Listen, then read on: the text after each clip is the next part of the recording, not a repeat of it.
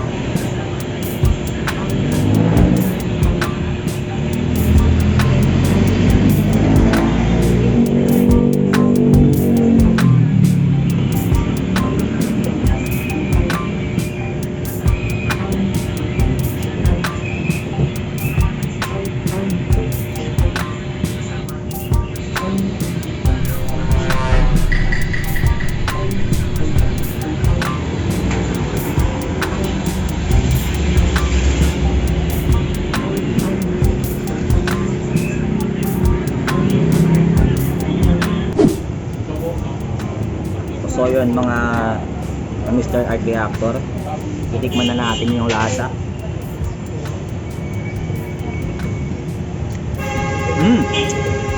Ayun na nga, malinamnam, no? Oh my God! Actually sa mga di nakakaalam, ano lang naman din ako, foodie din naman ako, kasi meron din naman kaming karinderya somewhere sa may Muntinlupa, Tupang.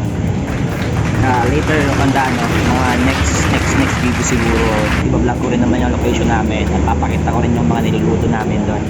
So hindi naman ako foreign sa mga foods along the road, kasi along the road din naman yung karinderya. So masasabi ko naman na foodie naman talaga ako. So qualified naman ako mag-review ng mga parisan and whatever na mga foods na pwede nating i-review, as long as pwede mag-video doon sa area nila. At ito yung natin, first video sa platform na to. Saan to? Sa Facebook, sa YouTube. Search nyo lang Mr. Art Reactor, lalabas na yung aking socials. And then bago nga pala matapos yung video na to, follow nyo na rin ako, like, comment, and subscribe. And then again, continue tayo sa pag-rate.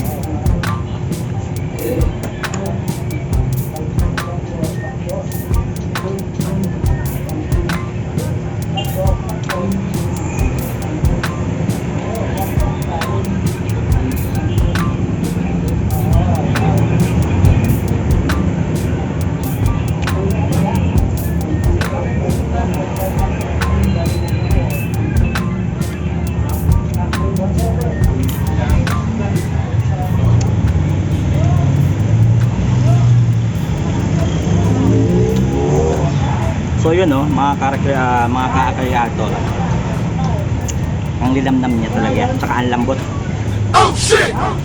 Ang lambot ng karne. Ito pa yung factor kaya pinabalik-balikan ko kasi nga madami yung karne niya. taba. At saka yung kanin, hindi naman siya nagbago. Talagang ano talaga siya, no? Hindi siya tinipid na kanin. Ibig sabihin, malinamnam yung kanin. Kahit kanin pa lang ulam na, kumbaga.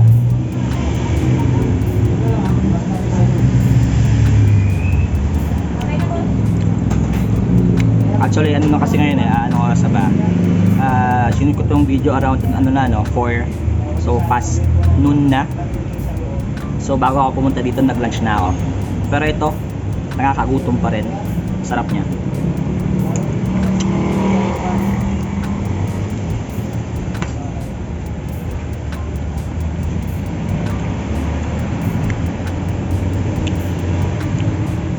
Kung siguro mga lunchtime ako kumain dito, baka nilagyan ko pa ito ng itlog tsaka ng mami.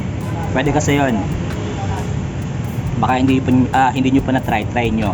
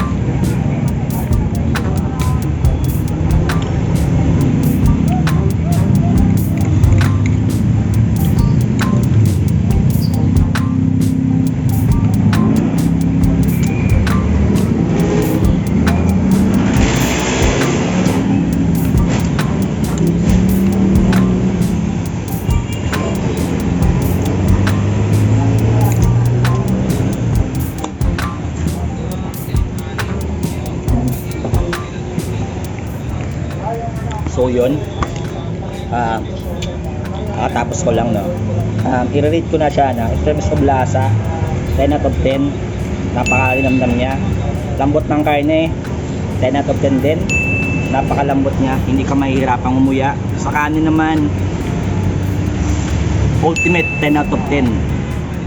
Hindi siya yung kain na tinipid o yung maamo nyo parang low quality, parang ano tawag doon, NFA. Hindi siya ganun. At for sure, kung gutom ako kanina, malamang sa malamang nakapag-only rice. Hindi naman only rice, siguro nakadalawang rice ako or 3 or more. Ganun ako kumain dito pagka gutom na gutom ako. At the same time, yun nga, nilalagyan ko ng mami, yung pansit, para talagang full pack sa tiyan ko. Ayun, overall, in terms of food, 10 out of 10. So dayuhin nyo na tong parisan natin. Again, this is nasa kanto ng Irenville, kabaan ng Sukat, Parañaque. Malapit na to sa may SMBF. Ayun. At ang pinaka niya, malapit sa Caltex, tabi ng Caltex. So tapat lang, hindi ka natatawid, dito lang din sila.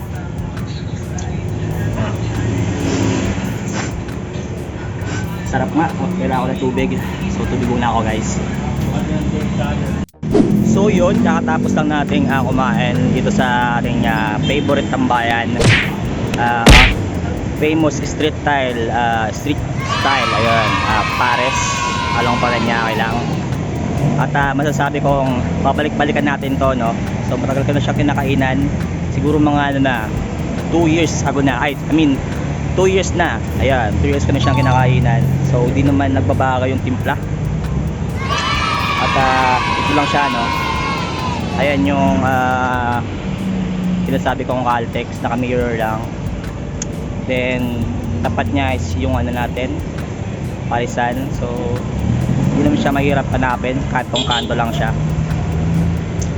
At ayun, later sa next video naman natin,